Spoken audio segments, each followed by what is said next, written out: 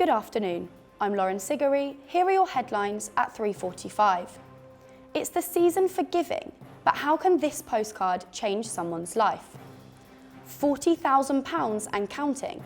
We hear from Wessex Cancer Trust and why they need your money to survive. And why a Hampshire firefighter is swapping this for this to raise awareness of mental health.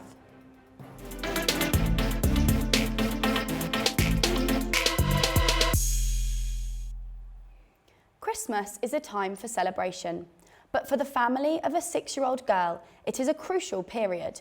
Julia Radek has Rett syndrome, a rare genetic disorder that affects brain development. Southampton campaigners have designed these postcards, and the funds raised will go towards Julia's treatment. As Matt Jaronski explains, they could be a life changer. Christmas is coming, and as we are getting closer, we start to think about gifts for our loved ones. It's also a time when people come together to share joy and love. Those who can't meet with anyone due to various circumstances usually write letters or send postcards. But have you ever thought that a simple postcard can change someone's life?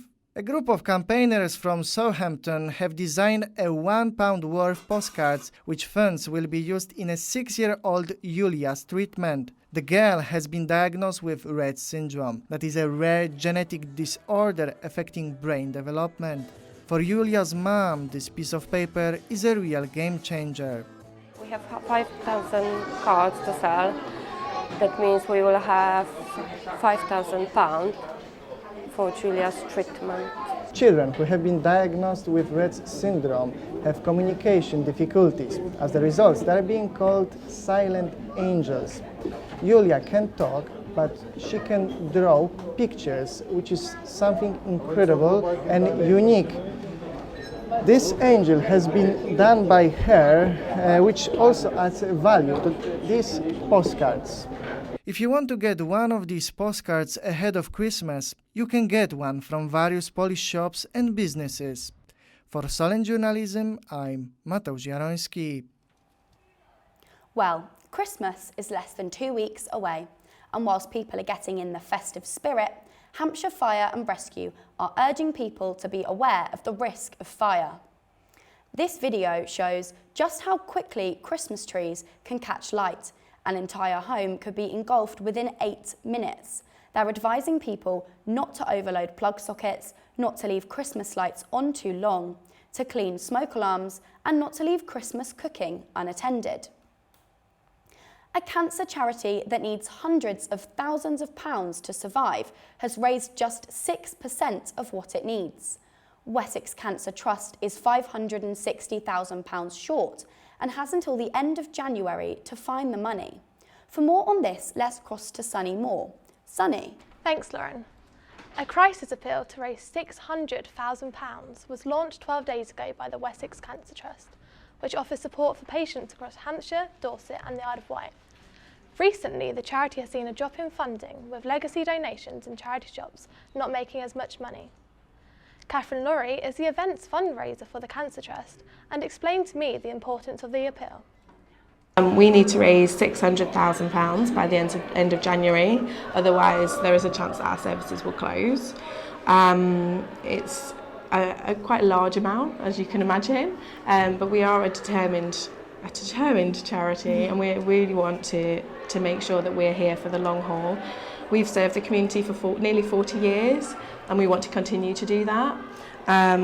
So it is very important, and any help that anyone can give will be hugely appreciated. Like I said, we are a community charity, and the community have already come to us and said we can help you, and we've been really touched by everything that people are doing. So we're confident that we'll be able to get to that figure. So if people would like to donate, we have various different ways. You can call up the office, and if you just go on wessexcancer.org.uk, you can find all the contact details there, and you can pay over the phone. The easiest way probably is through Just Giving. We have a Save Wessex Cancer Trust campaign on Just Giving, so you could always donate on that. and then you can send a cheque through the post, the old-fashioned way. And we also have a text to donate service. So all you need to do is text Save Wessex to 70085, and that will donate £10 to our crisis appeal. So, as you've heard, the charity needs a lot to keep going.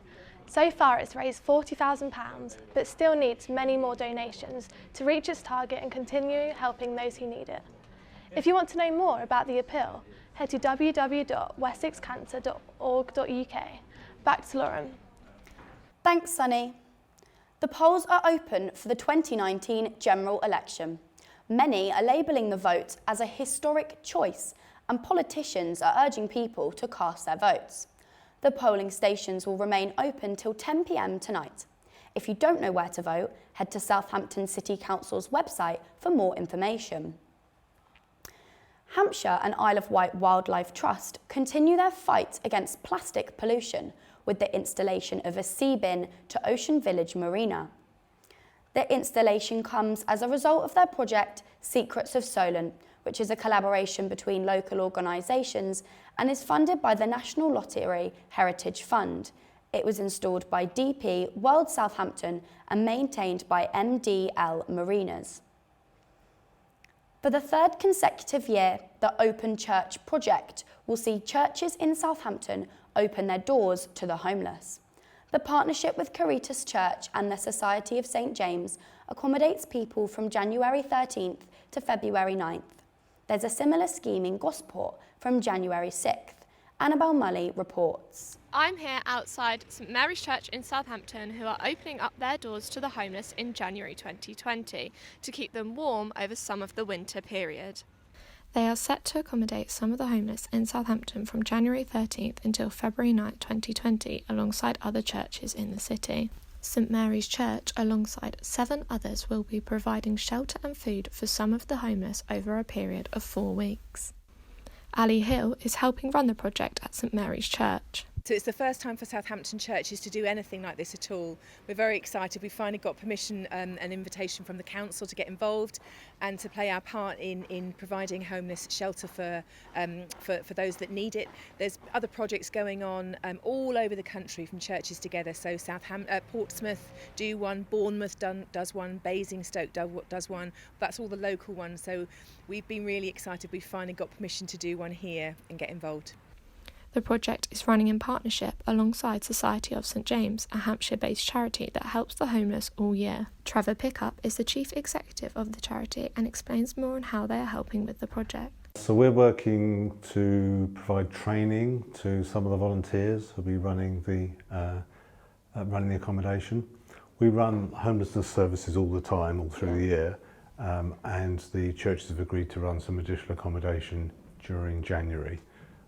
So we'll be supporting them, working with their volunteers to support them in that.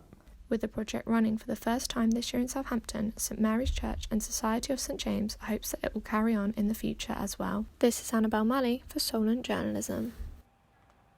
On to sport now, and Saints host West Ham this weekend at St Mary's. It's the first time they've faced each other this season, and both are looking for 3 points in their bid for survival. Josh Blay has more from our sports desk. Josh. Thanks, Lauren. Yes, that's right. A huge game for Southampton this weekend. The Saints' home form, while improving in the past few weeks, has not been as good as it might have been, with 5 losses this season. West Ham have a similar record away from home. However, the visitors do only have 1 win in their last 5 league games. Saints have won twice in the same period. A look at the league table shows us just how important this game is going to be in the busy festive schedule. As you can see, Saints are currently in 18th place with 15 points from 16 games, 1 point behind West Ham. The Hammers are in 16th with 1 point more.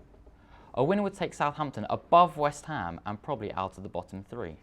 Saints fans will be hoping that informed striker Danny Ings continues his scoring streak, and he has netted 5 goals in the last 5 games. The crunch match kicks off at 5:30 and tickets are still available on the Saints website with limited availability. Back to you, Laura.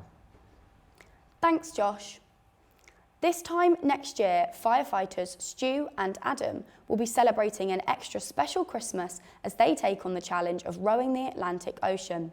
Students at Solent University are helping the preparations with training and nutrition programmes thanks to their new sports complex. Both firefighters set up the initiative to help raise awareness and funds for mental health.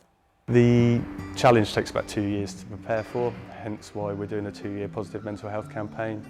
We sail nearly a year's time, December 2020, and we'll row from La Gomera in the Canary Islands to Antigua, which is 3,000 miles. And we don't know what the weather is and what the waves are going to do in between that. So it's going to be probably the hardest and best thing we've ever done in our life.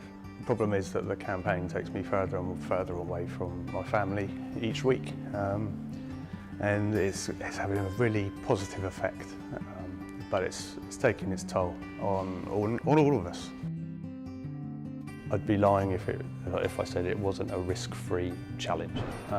More people have climbed Everest and have rowed across the Atlantic. We will be rowing for 2 hours on, 2 hours off, for anything up to 30 to 50 days, depending on the weather. A lot of people, when they've got depression, say they feel alone, going across the Atlantic in a boat for 2, I think we're going to feel pretty lonely at times.